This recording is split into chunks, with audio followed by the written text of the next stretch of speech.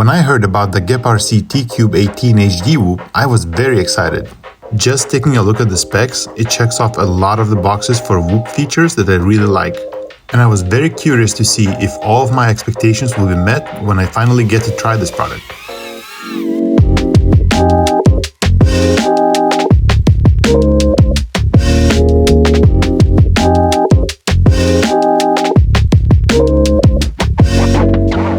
The T-Cube18 is a 1.8-inch drone with 1.5mm carbon fiber frame, promising optimal rigidity for its size. The arms are in a squished X configuration, which besides the flight characteristics that come with it, also help with keeping the props out of view for the HDZero EcoCam. Although personally, I think the Lux or even the Nano Light Cam would have been a better choice, as they deliver a slightly higher image quality, but the EcoCam is pretty good as well. The aluminum camera protector at the front seems like a good idea, but unfortunately it does not provide much lens protection when the camera is sticking out a little bit.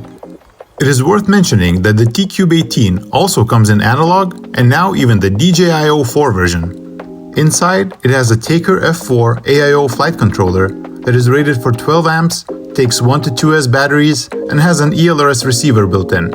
The micro USB connector is placed at the bottom, providing easy access. However, it does slightly stick out from the frame a bit, making it vulnerable to breaking off or bending. The 2S batteries go on top of the frame and are held up by just a couple of tiny rubber bands.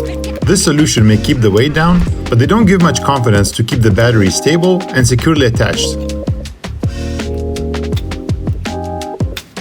The drone comes with a few spares, but I think a 3D printed solution like this is way more reliable.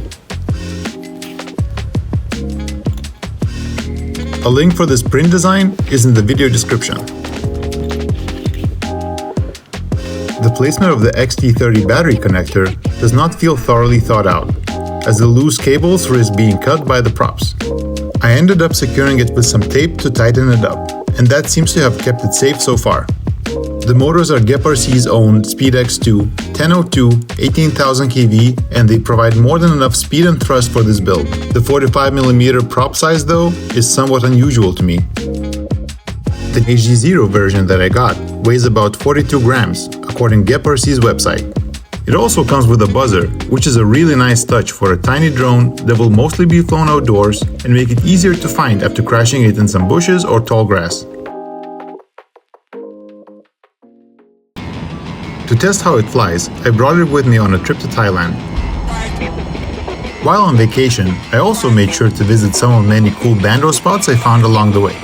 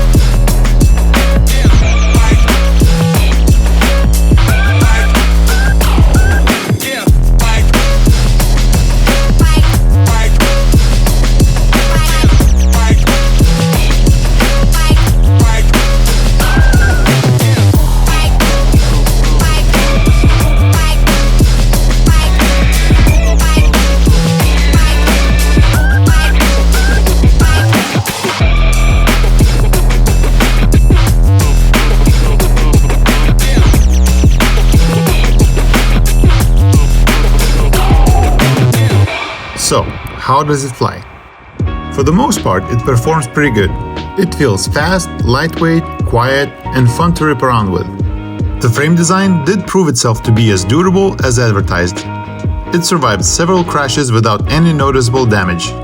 The Eco camera did get a small scuff on the lens though, as expected, due to it not being fully protected by the camera cage. With the Tattoo 550mAh batteries, I get about 2.5 minutes of flight time. The main issue that threw me off though is that this drone has noticeable prop wash in certain situations. This often killed otherwise a smooth line and made it hard to get back into flow. A friend of mine who's good at pit tuning took a look at it, and even he could not fix the problem or identify what caused it. The only noteworthy thing to mention about the default tune is that for some reason, bidirectional D-shot is switched off. Turning it on did improve the prop wash handling a little bit, but I still think it's a bit strange that it was switched off by the manufacturer. Slightest bend or chip on the prop blades made the problem much worse than apparent, but it flies relatively smooth with a fresh set. It would be interesting to try other props to see if that would make any difference, or even use bigger 2-inch props, but the frame does not fit anything bigger than the 45mm it was designed for. Otherwise, once you learn to adjust to the slight wobble in some situations, the drone flies pretty good. In conclusion, this tiny drone is perfect to rip around in your backyard or other small outdoor spaces. It is also a great choice for a beginner pilot who just might be looking for something to cruise around with and explore. Especially with a new lightweight digital system like the DJI-04 coming out, this could be an appealing little drone to get some cool footage with. What I really like about the design of this Whoop is that it resembles a classic 5-inch freestyle drone shrunk to its minimal scale. The frame is durable and the parts inside are easy to access for repairs. However, the downsides in flight performance need some work. But I'm sure if GEPRC will solve the pit tune, this could be potentially a very good product. I'm TrickyFPV, thank you for watching, and I hope to see you in other videos.